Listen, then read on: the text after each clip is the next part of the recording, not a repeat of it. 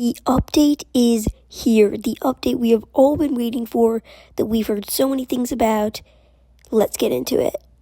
First thing we have to talk about is Prestige 8. Even though it feels like Prestige 7 just came out, it actually didn't.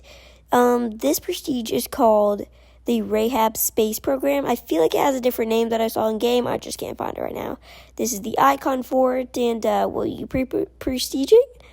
Other news is there's a new $30 DLC. Don't even worry about it if you don't have your headset right now, because no, there is no new April rotation out. Not yet. Obviously, it's not even April. However, this is what the new DLC looks like. This is called the Drifter DLC. It comes with 4,500 gel, a Kanto skin, a AK-12 skin, and a PO-14 skin. This is a Rayat bundle, if you couldn't tell, by the way. Moving on, we have the brand new game mode, the 1v1 mode. Sorry, Integrity Scrims, but not too sure if you're going to be needed regarding your 1v1 scrims.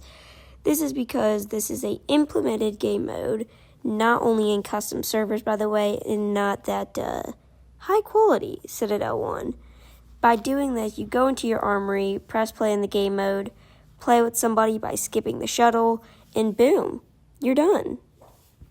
Also, with this update, we have a brand new map. This is called Kiro. This reminds me a lot of a Hyperdash type map, but this is a construction type map where you can play Artifact, Quick Play, well, only some Quick Play game modes, such as Team Deathmatch, Hardpoint, Free-for-all, Gun Game, One in the Chamber, Fiesta, and that's about it. I feel like those are all the Quick Play game modes, but I'm not too knowledgeable on that because well, I don't really play Quick Play. That's just what was in the patch notes. But this map is actually able to be played in the 1v1 mode, Picnic, and Artifact. Moving forward, we have changes to the Rain map. If you don't know what the Rain map is, it's the one and only extraction map.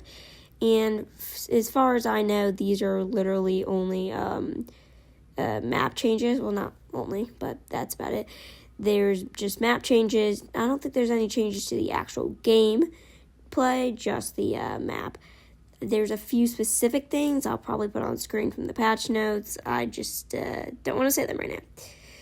Anyways, the part you guys are probably most excited about, or at least some of you guys have been waiting since the end of this video to leave a comment saying, oh, what about this, what about that?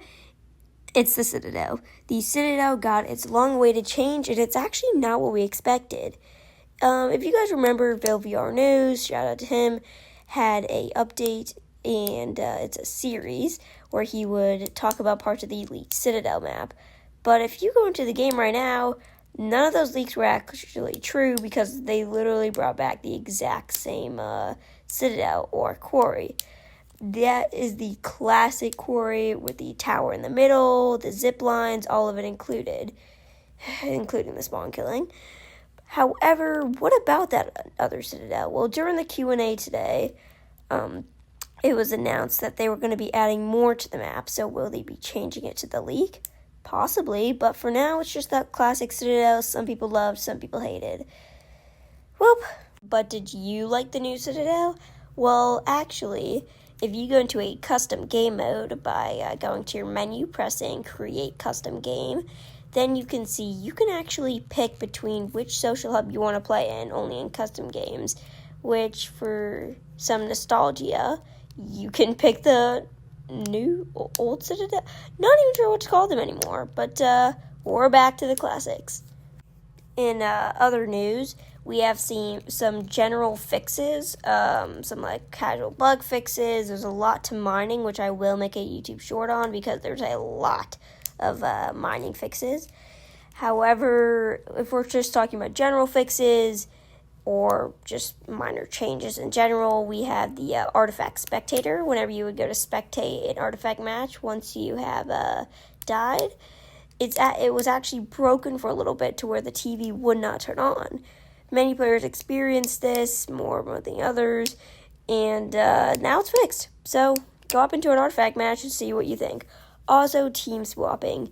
This has been a bug that good old Dev Panda has actually talked about, but I experienced this a lot when I was in Citadel testing the new one out.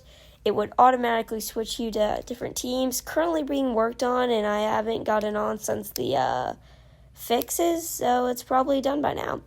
Anyways, do you like this new update? Do you think it's too much for one update? Just tell me your thoughts in the comments, and I'll make sure to read them over. Anyways, bye guys.